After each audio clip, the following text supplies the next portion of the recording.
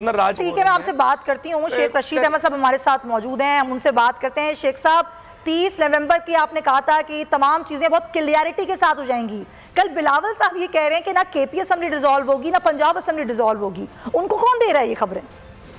देखें, वो खबर के काबिल ही नहीं है, बस शक्ल के काबिल है। अच्छा। खबर के लिए अकल का होना जरूरी नहीं है। इलेक्शन होने जा रहे हैं, कल से फजा बदल जाएगी और मुस्बत हवाएं चलेंगी और बेहतरी के मामलात भी इस्लामाबाद में फजाएं और हवाएं गूंज रही हैं।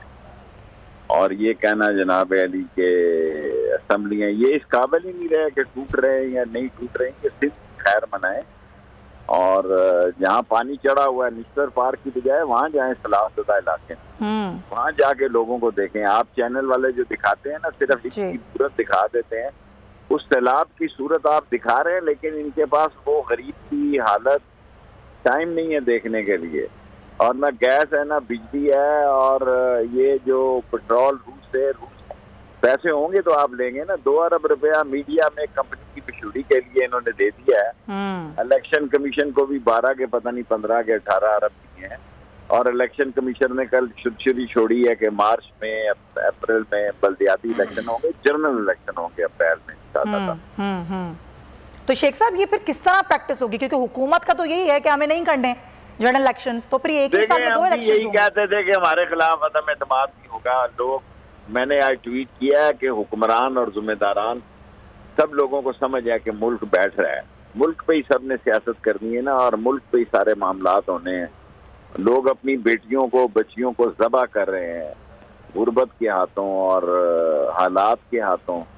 और मुल्क जो है उसमें मईशत सलामती की जमानत होती है। मईशत है, रूस में कोई जुलूस नहीं निकला था जी जब रूस टूटा, तो किसी एक आदमी ने मुजाहरा नहीं किया, ना ताजिकिस्तान ना उज्बेकिस्तान ना किर्गिस्तान। माल ही नहीं था, फलूस ही नहीं थे, नोट ही नहीं थे, डॉलर भी नहीं है। आप देखें ना, बैंक एलसी खोल रहे हैं ना, बैंक एलसी रिलीज कर रहे हैं, खाम माल है नहीं, एक्सपोर्ट बढ़ेगी नहीं, अफराद ज़र कम हो गया। ये सब बकवास खाना। इंशाअल्लाह ताला कल से अच्छी हवाएं आएंगी। शेख साहब, ये अगला साल कैसा होगा? ये कियोस, ये मईशत की सूरत हाल की ठीक हो पाएगी? कोई भी हुकूमत इंशाअल्लाह ठीक होगी, ठीक होगी। और ये इतना ही आसान होगा किसी हुकूमत के लिए शेख साहब? बहुत मुश्किल होगा। हाँ। मैं आपसे इत्तफाक करता हूँ इन हालात को सुधारना, लेकिन कम से कम ये तो तसल्ली होगी ना कि ये किराए के लोग नहीं है, ये पैराशूट से नहीं उतरे, ये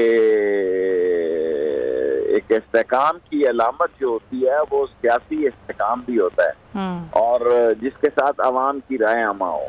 अब इमरान खान के साथ अगर 75% अवाम की राय आमा है, तो फिर आप उसका एहतराम नहीं करेंगे तो फिर वो कहेगा भाड़े में जाए सब कुछ, मुझे क्या फर्क पड़ता है। तो मुझे यकीन है कि ओवरसीज पाकिस्तानी भी इमरान के साथ इन्वेस्ट करेंगे। और यहाँ तो इन्वेस्टमेंट की बहुत दूर की बात है, अपने ही कारखाने बंद हो रहे हैं, अपने ही हालात इतने खराब हो रहे हैं, चीनी एक्सपोर्ट करने जा रहे हैं। हर कैबिनेट में, जब से मैं 60 साल से सियासत में हूँ, ये शुगर माफिया के लोग बैठे होते हैं।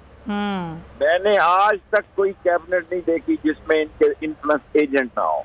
सही कह। और हर शुगर माफिया के आदमी जो हैं उनके इलाकों में इनकी अपनी मिलें होती हैं जी। हमारी मिनिस्ट्री में 3 आदमी मिल मालकान थे, शुगर मिल के। ऐसे ही तो फिर ज़ाहिर है अपना इंटरेस्ट वॉच करते हैं, ये जाली कागज भरते हैं और अफगानिस्तान भेजते हैं, फलां जगह भेजते हैं। माल बनाना इनकी जो आदत है उससे गरीब तबाह और बर्बाद होता है, उससे हुकूमतें जो हैं वो जलील और रुसवा होती हैं। लेकिन पाकिस्तान के हालात इंशाअल्लाह मुझे उम्मीद है कि इलेक्शन की तरफ है। चलें, ज़बरदस्त। शेख साहब बहुत शुक्रिया, thank you so much for your time. और आपको ये बताएं कि जम के बाहर अब प्रोटोकॉल की गाड़ियां पहुंचना शुरू हो गई हैं, क्योंकि वजीर आला पंजाब से आज खान साहब की एक और मुलाकात है। और अब कल का दिन यानी कि जुमे का दिन और